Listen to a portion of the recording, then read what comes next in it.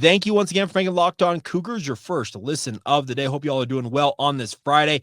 All right, so the BYU football program, if you did not see it, the way too early preseason poll right after the season ended this past winter had BYU at number 9 in those rankings, most notably from ESPN. And they kind of sat in that number 9 ranking spot. And the thing is, all offseason long, they've stuck by those rankings when they've kind of broke down, okay, spring portal editions for top 25 teams. That was kind of the ranking that they used to get kind of a bearing on what they expected from these teams. Well, they just put out a post-spring top 25 along with other CBS sports among them. And the bigger thing that I took away as I was reading on this is that I know that Phil, you reached out about this, and Phil said this, I'll read this email.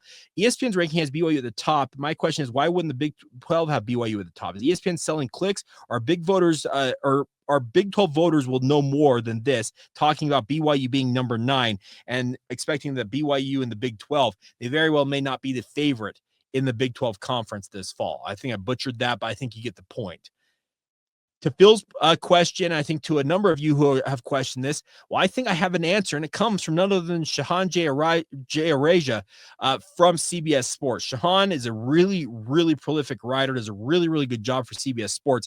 He did a post-spring, essentially, thoughts on every Big 12 team, and this is what he wrote about the BYU Cougars earlier this week. He says the Cougs are, and in parentheses, still America's most underrated team. Imagine a team that went 11-2 and beat a college football playoff opponent on the road. Now imagine that team brought back their starting quarterback and the vast majority of their production. Shouldn't that team be a lock for the top 10? Question mark. Good question. Instead, BYU is still undervalued everywhere, barely even scraping some rankings. Again, the Cougs will surprise some people and force themselves into the conversation. It's legitimately befuddling that they've been so forgotten. Now, they haven't been forgotten at ESPN because, as I mentioned, they're number 10 in the rankings there. Now, they did this saying that Keelan Marion was coming back. We all know that he's gone, but ignoring that fact, he says this is from Mark Schleybaugh. The Cougars came close to making the CFP last season with Retzloff, Martin, Roberts, and not Marion returning. They should be more explosive on offense. The Cougars will also have to replace 3 starting offensive linemen. Isaiah Jada as well as Andrew Gentry are ready to take over at tackle there. BYU is searching for more depth on the defensive line where Anavasa and Akana were competing for starting jobs. Speaking of Tausili Akana, the linebacking core suffered a blow when returning starting middle linebacker Harrison Taggart transferred to California in the spring. The group is still in good shape with Glasser and Kelly returning. Wall and Johnson, speaking of Tanner Wall and Evan Johnson, lead a very experienced secondary. And that's what they talked about BYU being number 10 in these rankings. I agree, though, that what a guy like Shehan is saying is that how in the world does BYU get this pub as being a top 10 team in these polls?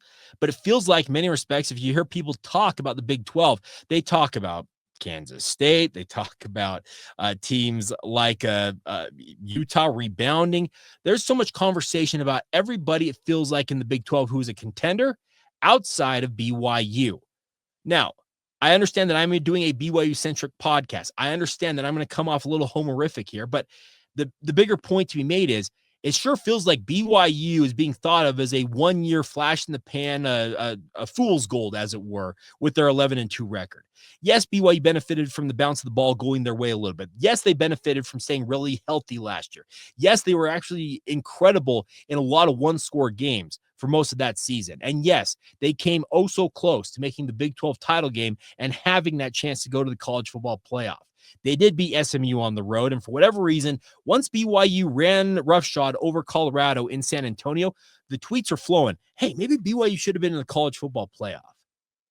If they want to ignore BYU, I know that Kalani Sitake and his program, in their heart of hearts, they're probably a little hurt. They're probably like, hey, what do we got to do to really earn your respect? But at the same time, the disrespect card was a huge component of the success that BYU football had a season ago. And if they want to throw that disrespect in your face once again, lap it up, BYU. Suck it up and use it. Put it on the bulletin board and use that as that internal motivation to go out there. And once again, as Kalani Sitake said, prove them wrong. They're about to find out tonight. That is what BYU's whole mentality is going to be.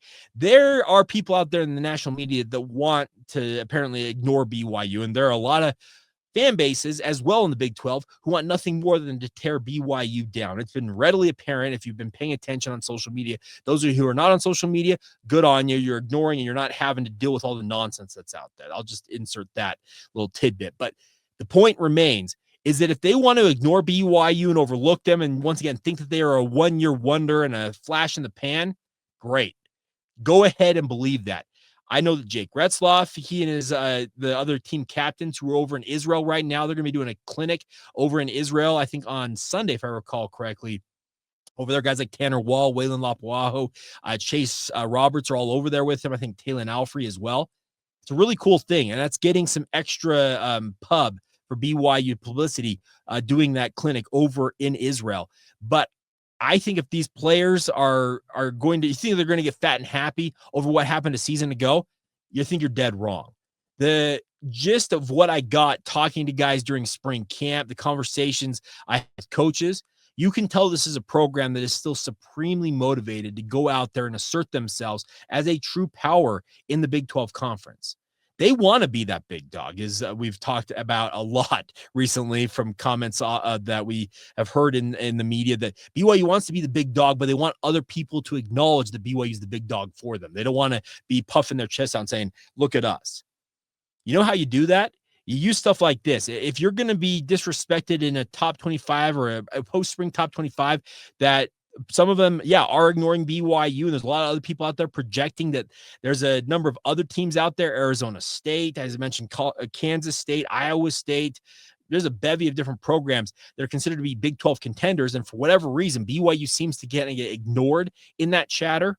Hey, that's great. And I think that Kalani Sitake, he will use that, and he will point it out to his guys. Hey, once again, they don't believe in you guys. Go out there and get after it. I love last year when they put out that video from the strength staff. I don't remember if it was Christian Tupou or whichever coach it was. And they were doing stadium runs. They were running up the aluminum bleachers there at Lavelle Edwards Stadium. It says, you guys want to go 5-7 again? Keep doing what you're doing. You want to have a better year? You got to step it up, essentially. And BYU stepped it up. There's no doubt. They went from 5-7 to 11-2. And they were, it seems like a fluke play or 3 away from playing in the Big 12 title game and playing for the college football playoff. Well, I think that last year showed how razor thin the margins can be in terms of living your dream and just missing out. And I think that this BYU football team, they have every intention of living those dreams this season. And if it's going to take them getting at least the feeling of disrespect once again, that's great. I do think that BYU at worst will be a top 4 team when it comes to the preseason media poll, but I don't expect them to be the favorite. Honestly, I do not expect that. Like I said, the chatter out there, I pay attention to a lot of it. I'm terminally online, as I like to say, and it sure seems like the chatter is that it seems like everybody else has a chance to be a contender instead of BYU. Maybe I'm wrong about that, because there are some people who are proponents of the Cougars. I get that. I think Shahan J. Arasia is one of those guys who would raise his hand and say that. But I think the bigger point is there's a lot of people out there who still think that BYU may have gotten by with lucky bounces and the like last year. And so be it. If that's what they believe, you got to go out there if you're BYU and essentially shove their face in and say, nah, that ain't it. We were legitimate. We are that good. And I'm looking forward to it. I really do think that this BYU football team, they have got a lot of internal motivation already, because as I mentioned, they feel like they missed out on such a big opportunity last year. But if you want to throw more bulletin board material their way, the more the merrier. They will use all of it to help them propel themselves, hopefully to the top of the Big 12 once again this season. All right. We will step off that soapbox, and then we're going to talk about what you want to talk about. We do this every week on the podcast. It's our weekly insider mailbag, answering as many questions that have been coming in via social media, via email, all the different things you guys have reached out about this week. We'll get to it next as we roll on right here on Locked On Cougars.